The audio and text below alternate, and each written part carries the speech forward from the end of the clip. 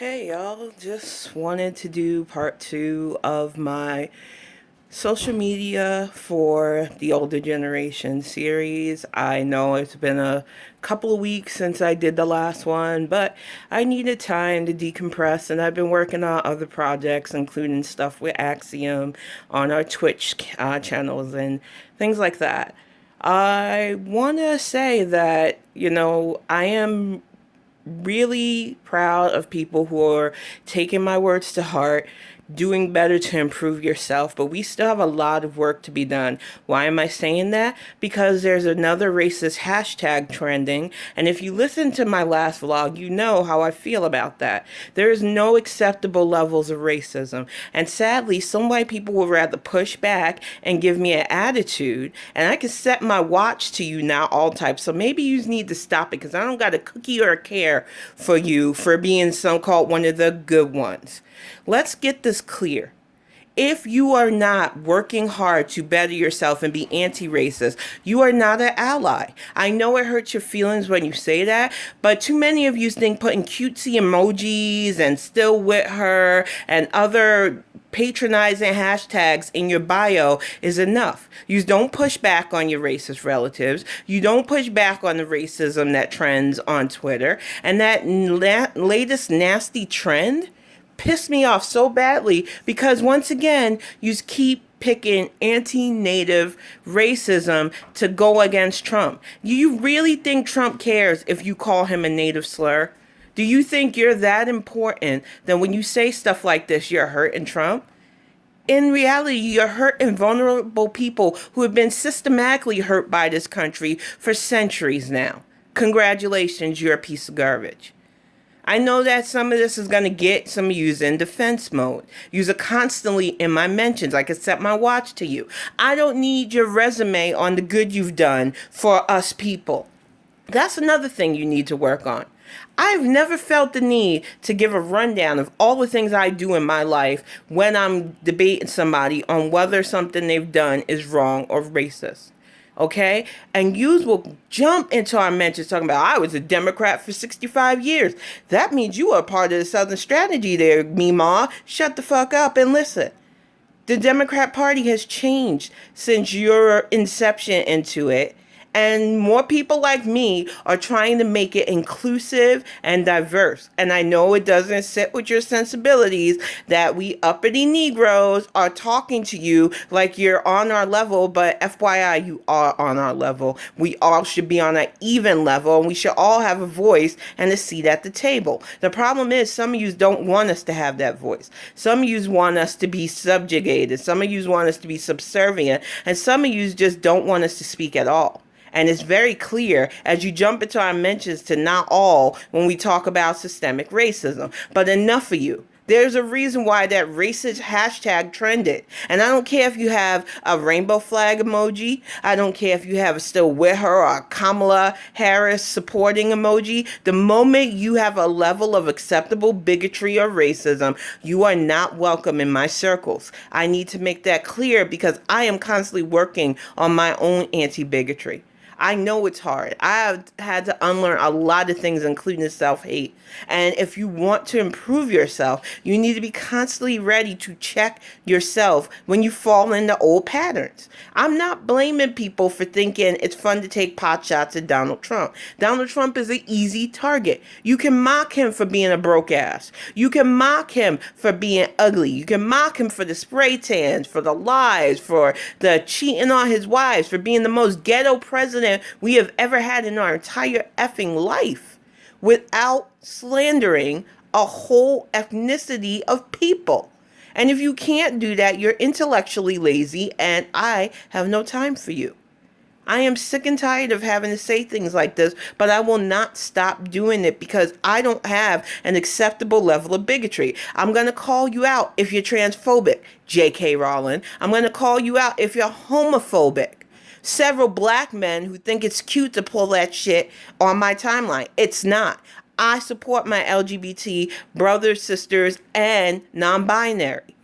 It is not okay for any form of racism, any form of religious intolerance and any form of atheism intolerance, because people should be allowed to believe or not believe what they want. We're humans. And I will always say this: minding your own damn business and shutting the fuck up is 100% free. And way too many of you don't understand this and don't follow that rule of life. And that is why you're constantly arguing on Twitter instead of doing things to better yourself. Now, I made a point earlier today about history, about how knowing history could help so many people. We whitewash history. We heroize people instead of showing their failures and their flaws. One of the most eye-opening history lessons I learned, besides the Holocaust, which my history teacher, Mr. Kudik, was so vital in me learning real history. But when I learned about how Lincoln truly handled the Emancipation Proclamation, and a lot of people don't like when you bring this up. A lot of people really think that black people are making it up, but it's not. In his own words, he would have rather settled the issues with the South without freeing us. And it wasn't because he hated black people. I don't believe that. I do know that in his own words, he viewed black people as lesser and inferior creatures, unfortunate souls, as he put in his own words. And he knew that slavery was a major economic factor to why America was prosperous. And he did not want to end slavery. He wanted to stop the succession of the southern states. Now, he had to bow to political pressure. He also had to show the southern states the issue with causing the Civil War. So, of course, he passed the Emancipation Proclamation. But too many people put him on the pedestal of him just freeing the slaves. Yes, his Emancipation Proclamation and the 14th Amendment did help end slavery and abolish it within the U.S. and our territories. But it came with several prices, and it came with several concessions that we are still seeing today. There is way too much heroizing in our history. There's way too many falsely creative narratives putting people on pedestals that don't deserve to be. Abraham Lincoln was a fascinating man. His wife was a very fascinating woman. There is such a rich history within the Lincolns without having to make him a martyr. And it's a shame that we are not teaching our kids both sides of this tale and showing that history is not so cut and dry. And we have to promote projects like the 1619 Project, despite what this white supremacist president keeps trying to push. Because if we don't learn our history, we are going to repeat it. That's why we're falling face fucking first into fascism right now. That is why there's a TikTok challenge. And I can't believe I even have to hear shit like this, because I'm not really on these other social media apps. I see videos from YouTube.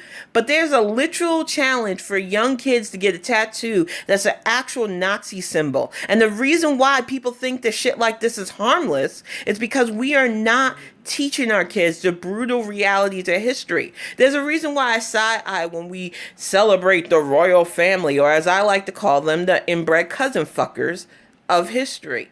There is a lot of ew in history that if we taught people, it's more interesting than some of your soap operas that you watch, or, don't mind me, reality shows, because some of you really love that nonsense too.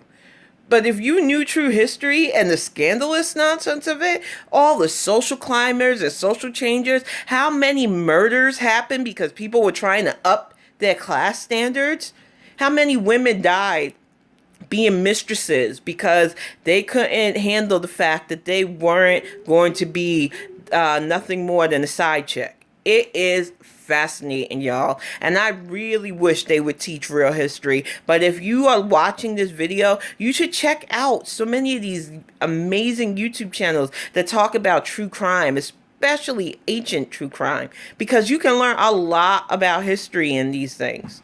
And I really hope that we start pushing our state and local legislatures and school boards to teach real history because Lord knows we need this. Now, you might ask, what does this have to do with my social media lessons? Well, knowing and knowledge helps with social media. It stops you when you feel defensive when people talk about systemic racism. It stops you from needing to list all the things you've done, especially if you've been in the Democratic Party before the Southern strategy there, Phyllis. I just need people to understand that knowledge truly is power. And as somebody who considers myself a witch, I do not stop learning. It is not as easier now that I'm older, but I don't stop. I'm currently teaching myself 2 languages. I am constantly studying different religious texts. I'm also constantly studying science because my child wants to be in science. Being alive means you have the ability to keep learning. It's not my fault that some of you place a limit on what you're willing to intake.